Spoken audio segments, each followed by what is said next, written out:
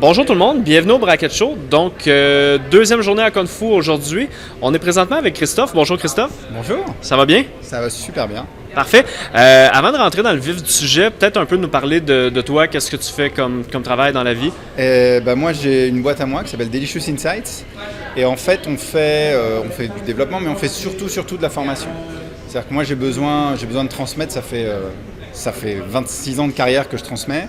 Et donc, que ça soit des bouquins, que ce soit les conférences, que ça soit de la formation, j'ai besoin d'aider les autres développeurs à grandir là-dessus. Et donc, on fait beaucoup de formations, beaucoup autour de tout ce qui est justement développement JavaScript, Webpack, etc. Parfait. Donc, si on rentre plus dans le vif du sujet qu'on voulait parler aujourd'hui, tu voulais parler des nouveaux standards qui vont venir avec ECMAScript 2022, si on peut dire. Ouais, 2022. En fait, chaque fois que j'arrive à Kung Fu, je prends l'année et je fais plus 2 ans. et oui, moi, je m'intéresse énormément à ça. Je suis ça de près. Il m'arrive de collaborer à ces évolutions-là. Le langage JavaScript, lui, il a une nouvelle version tous les ans avec ce qui est prêt à ce moment-là. Et il y a en fait énormément de choses sur le feu. Il y en a qui sont assez faciles, il y en a qui sont beaucoup plus durs. Donc il y a des trucs qui mettent 6 ans, il y a des trucs qui mettent 6 mois. Et donc moi j'aime bien, je suis ça de très près. On a la chance de pouvoir expérimenter avec ça longtemps avant la sortie finale, souvent. Moi j'aime bien aller montrer justement en conférence aux développeurs, regardez ce qui arrive dans le langage, qui moi je trouve super excitant et qui va vraiment nous faciliter la vie. Et qu'est-ce qu'on peut utiliser maintenant, qu'est-ce qu'on peut pas utiliser maintenant, qu'est-ce que vous gardez pour jouer et qu'est-ce que vous pouvez mettre en production, ce genre de choses. Si on y va justement avec qu'est-ce qui s'en vient présentement que tous les gens devraient commencer à utiliser, s'il y a une feature ou une ou deux, selon ce que tu vois, qui vaut la peine. Alors, dans les trucs qui en plus sont officiels, c'est-à-dire ils sortent en 2020 là, et ils sont déjà là en fait nativement, genre dans V8 et tout ça, il y a le optional chaining. Le optional chaining, c'est ce qui va nous permettre, quand on a besoin de traverser comme ça un chemin d'objets et qu'à un moment donné dans le tas, peut y avoir du nul ou de l'undefined. Et au lieu de commencer à faire des énormes opérateurs ternaires imbriqués dans tous les sens, on peut juste faire « Ah, interrogation, point » pour dire « Non mais si ça c'est pas là, c'est pas grave, on s'arrête là et sinon on continue. » Et ça réduit énormément la quantité de code qu'on écrit et ça rend l'expression beaucoup plus lisible.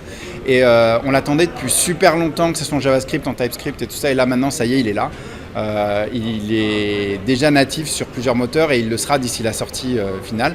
En attendant, on a Babel si on veut jouer avec. Ça vraiment, j'ai hâte. Ça faisait longtemps qu'on l'attendait. Y a après, moi, un deuxième que j'aime vraiment beaucoup qui va arriver. Il y a le cousin en fait de ça, qui est Nullish Coalescing et qui est l'opérateur double interrogation et qui permet de faire des valeurs par défaut un peu mieux foutues. Au lieu d'utiliser le ou, on dit si ce qui est à gauche est nul ou undefined, alors on prend ça. Mais tout le reste, les zéros, les false et tout, c'est valide, on les garde. C'est juste nul et undefined, tac, on prend à droite. Et ça se mélange très bien avec le premier. Donc, mais il n'est pas encore aussi nativement supporté, mais ça arrive. Et je pense en même temps que les gens qui sont habitués de développer en .NET avec C# ont déjà des fonctionnalités comme ça dans le framework depuis quelques temps, donc ils vont pouvoir facilement s'adapter en faisant du JavaScript. Ouais, C# en tant que langage en tout cas, effectivement, est extrêmement riche. Enfin, c'est le successeur de Delphi, donc moi c'est mes années dorées Delphi, donc voilà, tout ce que fait Anders, je suis d'accord. Le C# est très riche en keywords et très riche en opérateurs. Donc effectivement, et souvent il y a une convergence. C'est un peu les mêmes gens qui travaillent, par exemple sur TypeScript et C#. Et du coup, on essaie quand c'est le même concept d'avoir des opérateurs qui se ressemblent ou qui sont les mêmes. Et même au TC39, quand on fait JavaScript, en fait, si on veut rajouter une fonctionnalité qu'elle existe déjà dans 8 langages et qu'elle a globalement la même syntaxe dans 7, on va pas s'amuser à inventer un nouvel opérateur pour le plaisir. On va prendre le même s'il est disponible parce que on réduit la friction. Il y a de plus en plus de développeurs full stack qui font et du back, pas forcément en Node, et du front, forcément en JavaScript à un moment donné. Et donc tout ce qui peut leur permettre de se sentir plus à la maison et de ne pas avoir une dissonance cognitive comme ça, évidemment, ça nous va quoi. J'aimerais qu'on revienne peut-être un peu plus tard sur le sujet de TypeScript, mais avant d'en parler, j'aimerais savoir dans les fonctionnalités qui s'en viennent, qui sont peut-être pas justement prêtes à être essayées, à être testées, qu'est-ce qu'il y a qui est quand même peut-être digne de mention? Alors moi je suis très branché programmation fonctionnelle. Donc il y a des trucs qui sont en stade 1 là, qui ont du mal à passer en stade 2. J'en parlais déjà il y a 2 ans, ils sont toujours en stade 1, j'espère qu'un jour ils arriveront. Mais il y a beaucoup d'intérêt au TC39, donc je pense qu'ils vont finir par passer. C'est tout ce qui est pipeline operator et partial application. et qui nous permettent, pareil, lorsqu'on a comme ça des séries d'appels de fonctions sur des résultats d'appels de fonctions sur des résultats d'appels de fonctions et tout, au lieu de faire un énorme truc avec 40 parenthèses fermantes à la fin, là, d'exprimer ça sous forme d'une pipeline, mais super élégante, super propre. Et ça va vraiment, on sent qu'il y a une explosion de la programmation fonctionnelle en JavaScript et en TypeScript en ce moment. Il y a des tas de talks ici là-dessus. On voit vraiment de plus en plus de bibliothèques qui adoptent cette approche-là. Et donc, ça commence à émerger au niveau du langage. On commence à filer des primitives qui existent dans les langages purement fonctionnels que les gens réclament. Et ça permet d'écrire du code juste qui est plus clean, qui est plus facile à débugger, plus facile à raisonner. Donc, j'ai vraiment hâte que ça atteigne le stade 2, voire le stade 3, ça, parce que c'est un vrai bonheur, quoi. Parfait. Donc, si on revient justement sur TypeScript, parce que là, souvent, je pense qu'il y a de la confusion entre ce qu'on peut faire avec JavaScript, TypeScript, comment tout cet écosystème-là habite ensemble. Je ne sais pas si tu peux nous en parler un peu. Déjà, il faut arrêter de croire qu'il y a une guerre entre les deux. Hein. Les gens qui font TypeScript adorent JavaScript. Hein.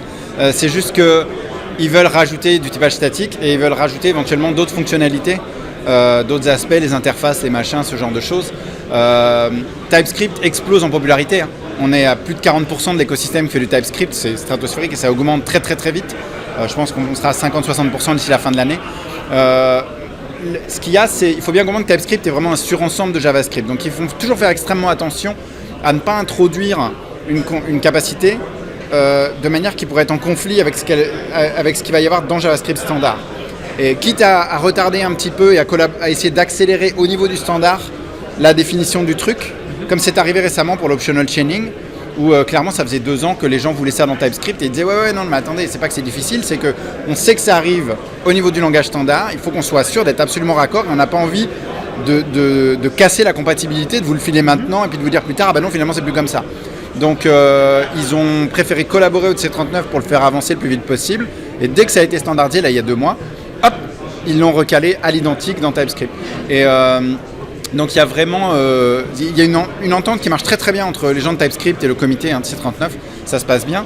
Et TypeScript pour moi il est surtout vraiment intéressant. Ouais, c'est intéressant comme ça d'avoir du typage statique. Parce qu'au départ il y a quand même une marche à passer pour que ça se passe bien. Il y a une certaine expertise dans comment typer. Il y a souvent X manières de typer un truc, quelle est la bonne. Il y a plein de cas de figure, mais il y a des cas de figure en gros où soit c'est une grosse équipe. Et donc vraiment, ça joue. Soit c'est une grosse code base, et donc les risques de foirage de type à 15 niveaux sont là. Soit il y a du turnover, il y a vraiment du turnover dans l'équipe en fait. Et donc les types vont permettre à la fois de mettre des barrières, de garde-fous, mais même de documenter aussi. Parce que des fois, quand on voit les types clairement dans une signature, ça répond à des questions qu'on se pose en fait sur l'API indépendamment de sa documentation. Et donc dès qu'on a une combinaison de ça, on a une grosse équipe et où il y a du turnover et où la code base est grosse, il y a une vraie valeur ajoutée à faire du typage. Il y a une qualité en plus de typage public sur toutes les bibliothèques, etc., qui est vraiment très élevée.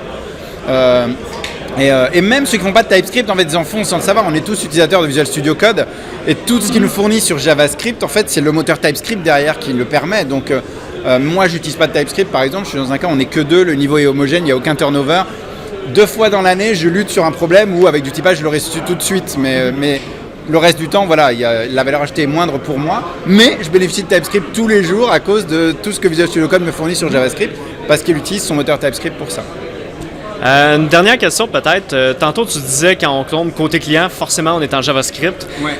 Avec l'arrivée de WebAssembly qui nous amène par contre Blazor, c'est un bel exemple que je vois qui va théoriquement être lancé au mois de mai pour faire des applications clients en C#. Comment tu vois la cohabitation ou comment JavaScript va se positionner dans ce qui est quand même, selon moi, une évolution qui arrive à nos portes? Moi, je pense que Wasm, c'est génial. Le fait que ça soit intégré à Webpack et tout, fait qu'il y a des gens qui déploient des applications clients écrites en Rust, des choses comme ça, et ça, c'est top. Je pense que les premiers use cases sont vraiment autour de la performance. Donc vraiment parce que soit ça, soit un peu comme on avait avec Asm.js avant, c'est-à-dire ah ouais mais là il y a une bibliothèque ou un savoir-faire qui existe hors de l'écosystème JavaScript, la crypto ou la 3D ou des choses comme ça. On l'a pas encore dans les libs de navigateur, il n'y a pas d'API pour ça. Donc on transpile la lib open source en C++ ou n'importe quoi et hop on l'intègre dans le bundle pour l'instant et vive la vie. C'est pas optimal mais ça nous permet d'avoir la feature là maintenant en attendant. Donc je pense que Je pense que JavaScript ne sera pas remplacé, ça c'est sûr. Je pense qu'on continuera à écrire beaucoup de notre code applicatif, la logique métier, les interactions utilisateurs, l'UX et tout, en JavaScript ou en TypeScript. Mais par contre, je pense qu'on va avoir de plus en plus des cas de figure où les gens diront « Ah là, j'ai un besoin extrêmement spécifique, où il y a déjà un écosystème existant de tueurs dans un autre langage, une autre techno, un autre écosystème, et je peux me servir de Wasm, indépendamment de l'aspect performance, je peux me servir de Wasm pour tirer parti de ce truc qui existe là. Je sais pas, moi, maintenant on a TensorFlow.js, mais avant qu'on l'ait, on pouvait utiliser les trucs de Python à la rigueur et trouver un truc qui transpilait ça vers Wasm et hop, et du coup on aurait pu l'avoir dans le client. Donc je pense qu'il va juste nous permettre d'éviter d'avoir à attendre que les API de nos rêves à nous pour nos besoins spécifiques finissent par arriver en standard dans le navigateur, quoi. Excellent. Donc, merci beaucoup. Ça conclut l'entrevue. Merci de ton temps. Avec plaisir.